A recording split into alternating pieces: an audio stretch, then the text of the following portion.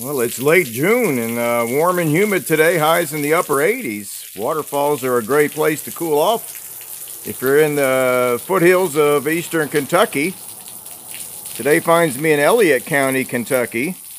We've got this small waterfall that leads into a cove here at Grayson Lake, which is a flood control project in Elliott County here and also in the county to our north, which is Carter County, home of Carter Caves. And the Grayson Lake is one of the most scenic flat water paddles in this area. It's known for its cliffs and waterfalls and the coves and along the shoreline. And the geology here is very similar to that of the Red River Gorge.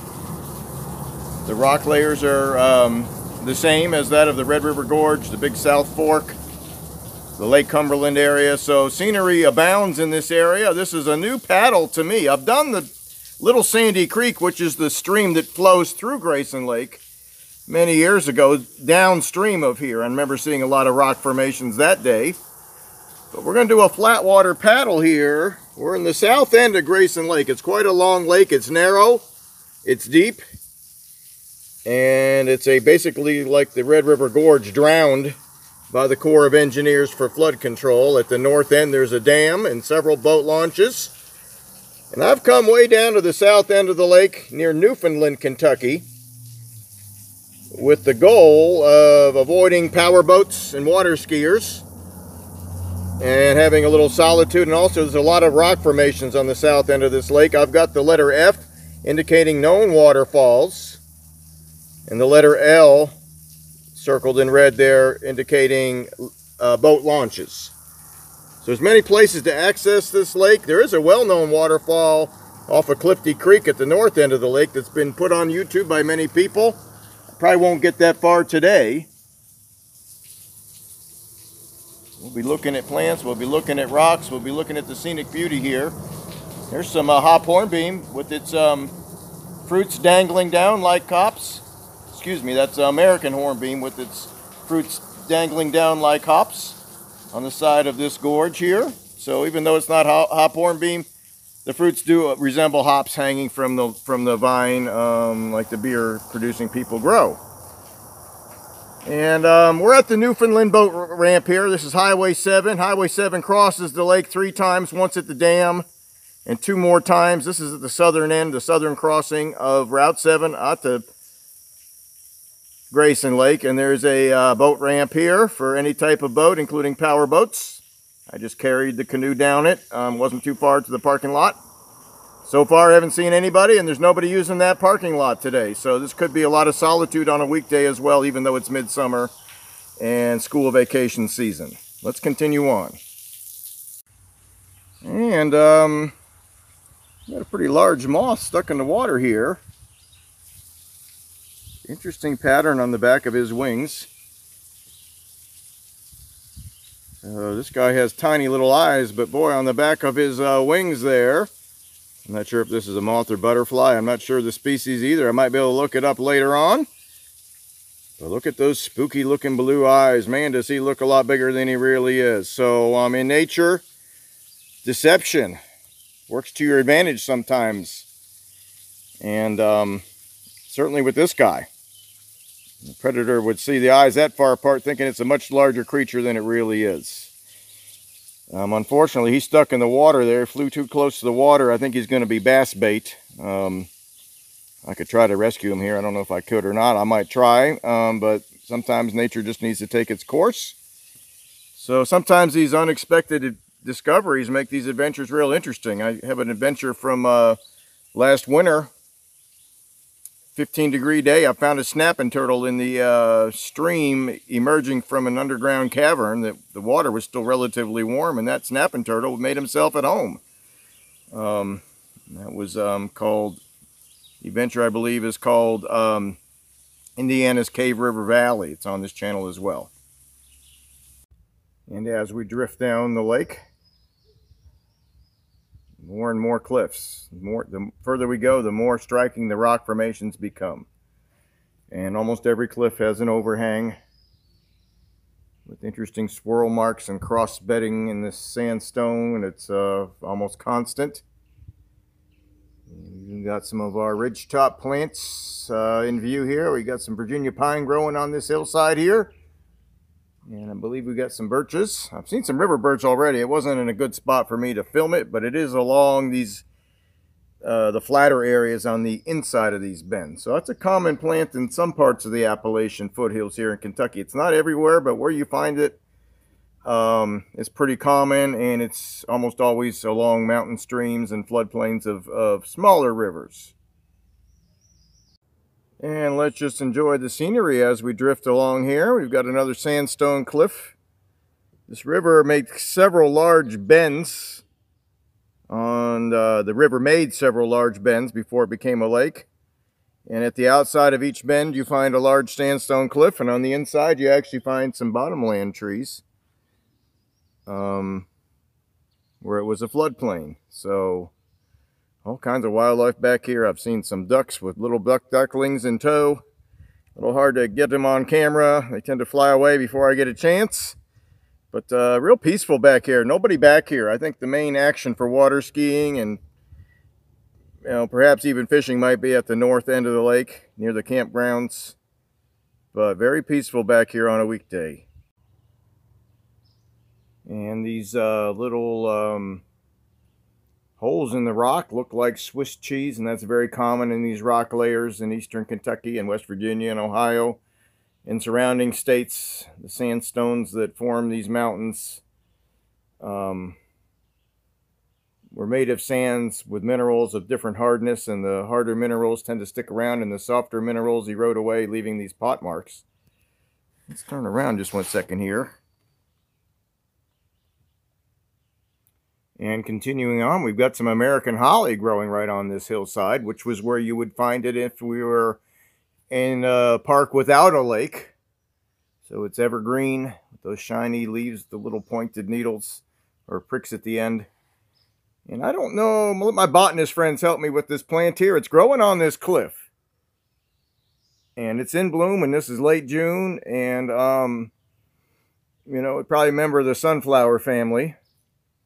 I'm assuming it's native, but I have seen some daylilies growing along these cliffs too, which are not native. So this could be a garden escapee. But there are plants that can grow on these cliffs and survive with thin soil. So it's a great place just to see what you would see while you're hiking on a day where it's a little too hot to go hiking. So we can learn some plants and geology and enjoy the paddle as well. And get the best of both. And we'll just drift along and enjoy some more of the scenic beauty here. We're staying on the shady side of the lake, which in this case is the side with the rock formations as well. It's very peaceful back here on a weekday, even in the middle of summer vacation season. I wouldn't expect it to be the same on a weekend, but that remains to be seen. I'm taking weekdays off this year, so this seems to work pretty well for me. I'm avoiding crowds and getting what you really seek when you're out in the outdoors, and that's some peace and quiet.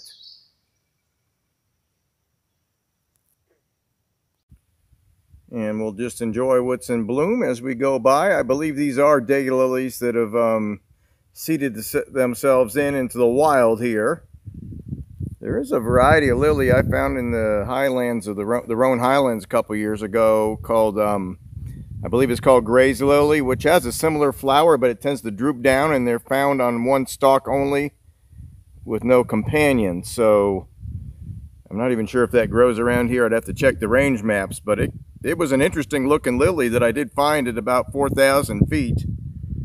And but I believe these are the ones that people grow, and they're in bloom this time of year. Get a little bit of a tailwind here. Let me just drift along. And again, around every bend there's a rock cliff. And there's supposed to be a waterfall just a couple hundred yards down lake from here. We're going to keep our eyes out for it and keep our ears open for it. And about 1.5 to 2 miles into this trip, as you're heading north on the main channel in Grayson Lake, you come to this large rock bluff with water on both sides. I've turned left to look for one of the marked waterfalls on this map. So we commenced this trip at the L next to Green, which is a little town there. I don't think there's anything there, but that's the name on the map. That was the launch on Route 7 there. And we zigzagged our way up. And there's a waterfall just to the left of that fork there where there's that rock bluff. There's also one just before it on your left. This one's on the left and it's got a little more water on it. I believe that is the stream shown on the map there that drains about 2 or 3 square miles. So the fork that goes up, it looks like Caney Creek, but it's really Caney Creek if you read it closely on this map here. Caney Creek does have a marked waterfall. It was on the map called Grayson Lake Waterfalls, so that's where I got that information from. I knew it was here. And I'm going to continue the other direction. We're going to turn right and follow these wiggles and waggles for a couple more miles. And we'll resume on. We're going to paddle towards that waterfall. I got to pause the video, paddle a couple strokes, and resume on.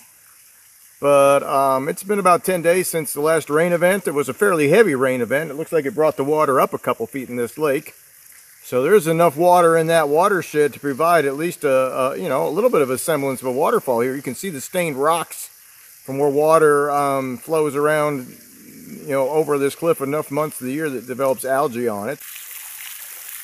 As we drift a little closer, I'll try to keep my camera from getting too wet here, but let's enjoy a little Mother Nature's refreshment on a warm, humid day here. And after heavy rain events, this would really be humming, folks. It'd be something to see. It'd be dropping right into the water of the lake. The icicles here in the wintertime, and the lake probably doesn't freeze that many weeks of the year, so this would be an interesting place to paddle. In late fall or early spring or even midwinter during a warm spell. This waterfall would be something to see after a heavy rain event. Because right now it's just got some water coming over it. It's still kind of neat just to look at, honestly. This is a neat place to take a canoe trip, and it's not that far from a lot of areas where people hang out. Good little place to spend a few hours. And shortly after turning right at that fork there by the big Caney Creek, we're treated to a sandstone gorge with 60, 80-foot cliffs on both sides here, folks. Solid rock on both sides. And we'll resume on. We've got a heron in the foreground here. He doesn't seem too shy today. And again, solid rock on both sides with not much vegetation. Here goes Mr. Heron. And quite impressive, and this is what I was expecting to find here. And as we drift by this 100-foot thick layer of sandstone, just a little comment on the Appalachian geology and what's called the Appalachian Plateau and the Cumberland Plateau. This thick layer of sandstone is a marker bed.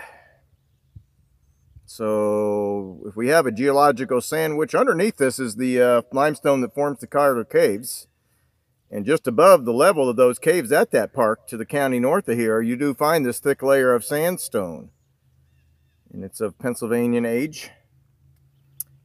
And above this is where you start finding the thicker layers of marketable or mineable coal. I saw some on the road cuts just up the road from here as I was driving in. So when you see these cliffs, it's above them in the geological sandwich that we start finding those thicker layers of coal. And there are some strip mines in this area that have pursued that mineral. And plenty of large rock overhangs to keep you dry or cool on a rainy or sunny day, depending on what kind of weather you're getting here. So it wouldn't be hard to duck out of the rain. Again, you're not safe on the water, even under an overhang if there's a thunderstorm. But probably safer than you would be on open water. Neither one is recommended.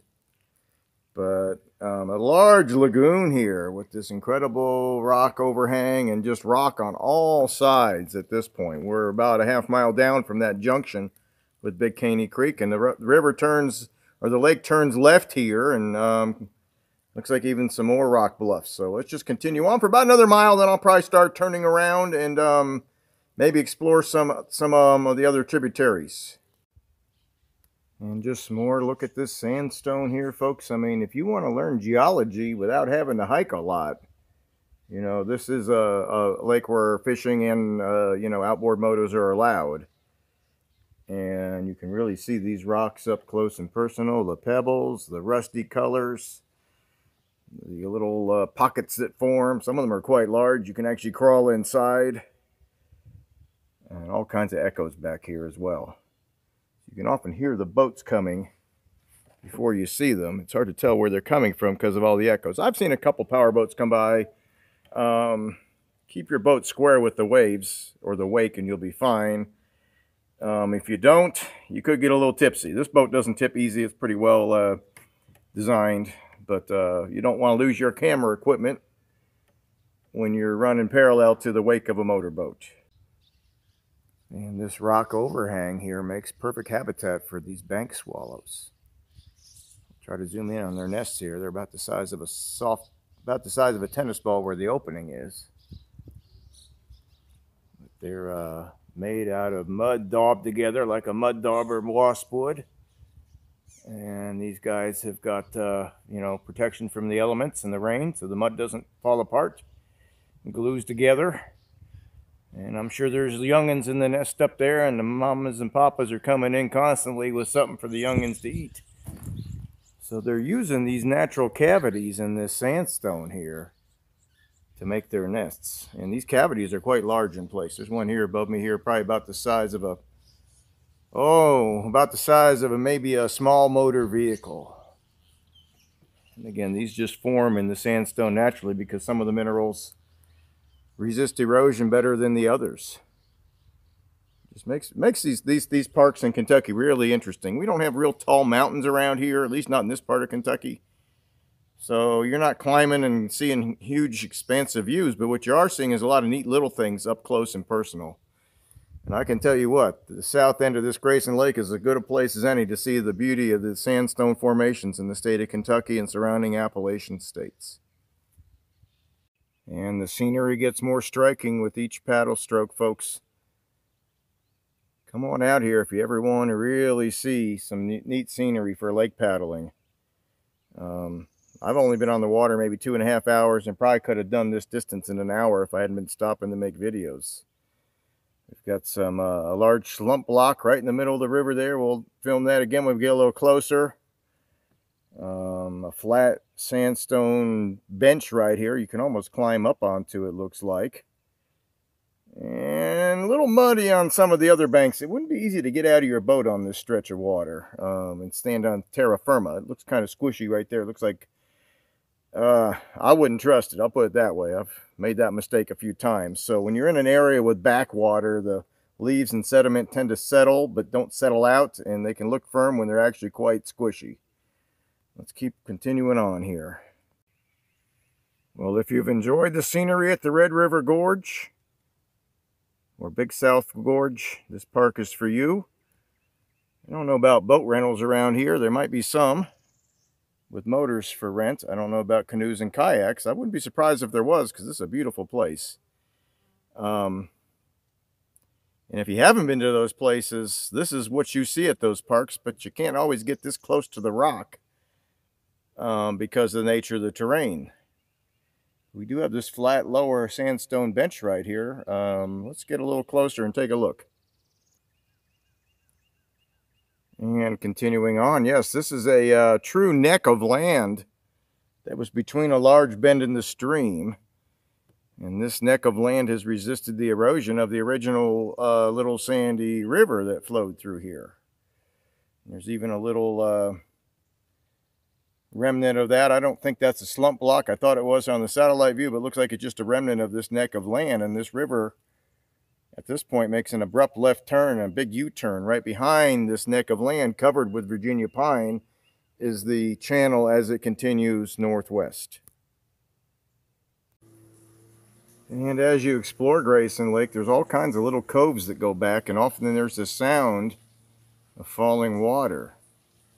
Little Hemlock Gorge here, and again, after heavy rains, these falls would be quite spectacular. Of course, the water level in the lake may be up several feet and cloudy, more cloudy than it is today after heavy rains as well. Let's pause for just a second and check this guy out. And we'll continue back here. Again, there's low flow right now. This is just a neat place to hang out. It's not much cooler back here. And this is truly a hemlock and rhododendron and sandstone gorge. Some of this rhododendron's been in bloom. Not a lot of it, but it's a little early. You think rhododendron, think 4th of July onward for blooming. Mountain laurel is pretty much done at this point. I haven't seen any azaleas. They may be done as well. But just a really neat place to come hang out for a few hours here. And you're not going to run out of things to look at on this paddle here. I'll pause one more time. Let's get a better look at that map. And we're on our nice secluded little cove here. The lighting's much better for me to see the map while filming. So let's get back to navigation here. I believe that says either Greer or Green. I think it's Green, Kentucky. Just a crossroad there, up the road from Newfoundland. The L on Highway 7, which is where we started. We went up the lake, northward, and around several bends. To the F, where that waterfall video was taken, and then buried right. And it says Little Sandy River still on the map here, but this is actually a lake at this point. This is an older topographic map. And we made 2 U-turns. We went right, made a U-turn, continued on, made another U-turn right here, below where it says Sandy is that second U-turn. And we're at the east end of that U-turn right now, and that is this little cove. And in the middle of that U-turn was the large rock that was by itself. That was a neck of land that was probably exposed before the lake was formed. Based on the scale that I put on top of this map here, I'm thinking I probably didn't paddle more than maybe 3 miles to get to this point. I'm not going to try to scale it off. You could probably do it in a little over an hour if you didn't stop. It took me about 3 hours, but I've been making videos more than I've been paddling. So this would be a nice afternoon trip. You could do it in an afternoon. You could do it in a full day. And I didn't even get up Caney Creek. I might poke around there for a few minutes on the way back. And also upstream from this launch are several more bends and coves that could be explored, including in falls near Newfoundland. I believe that one's called Stafford Creek Falls. And again, small watershed. You can see the stream there is not very big. So catch it after a heavy rain and you'll be in for quite the show. But you don't need waterfalls to make this trip worth your while, folks. Come back here anytime that it is safe to do so, and you'll be glad you did.